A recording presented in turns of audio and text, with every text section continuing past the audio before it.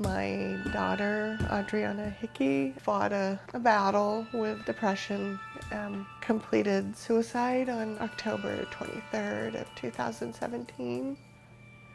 She was 15 and a half when she passed. She was the sweetest person I've ever met. An incredible artist, super creative, and a great writer, too. She loved to dance, and she would do silly dances, and she loved to make costumes. She was very athletic, and she played in a lot of sports until her depression got a little worse. A lot of people don't realize that depression doesn't only affect people who are isolated. It can also affect people who have a lot of friends and a loving family and are just great people like Audrey was.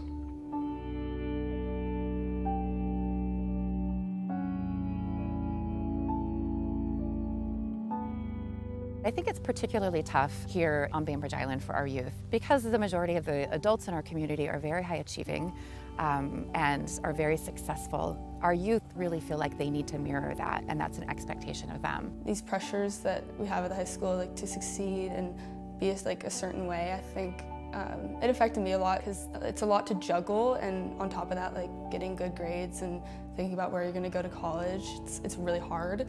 Bainbridge High School is academically very difficult, and it puts a lot of pressure on the students. I think our teens in our community don't feel like that's acceptable to make mistakes, and so they hide it. They hide their anxiety, they hide their depression, and they hide it when they're struggling. I think people don't understand depression, so there's not a lot of compassion out there and not a lot of support always, I don't think, and not a lot of accepting the person for all of who they are. And I know that was a struggle for my daughter. They need somewhere to go when things are stressful, that they can sit down, relax, nobody's going to judge them, and where they can have resources.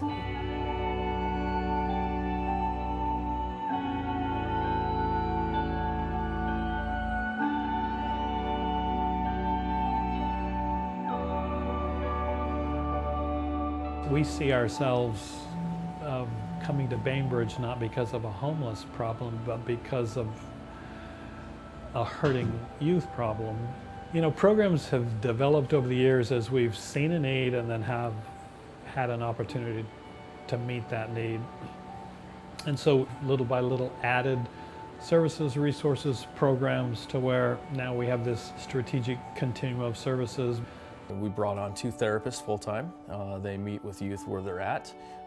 You know, it's one thing to tell a youth to go to a kind of a sterile environment versus having one of our therapists go to a cafe, go to the library, go to a park and meet with the youth. Sometimes it's that they have family that love them and care for them and would help them, but they don't feel comfortable, telling hey, mom or dad, I've been thinking about, hurting myself, or I'm really struggling. That can be really hard. And so just having one adult they can go to is huge. That's not mom or dad. In a nutshell, it's just, we love youth, and it's meeting them where they're at, wherever they are at in life, whatever they've done, whoever they are, however they identify. It's just meeting them where they're at, loving them, and helping them toward what they want to be.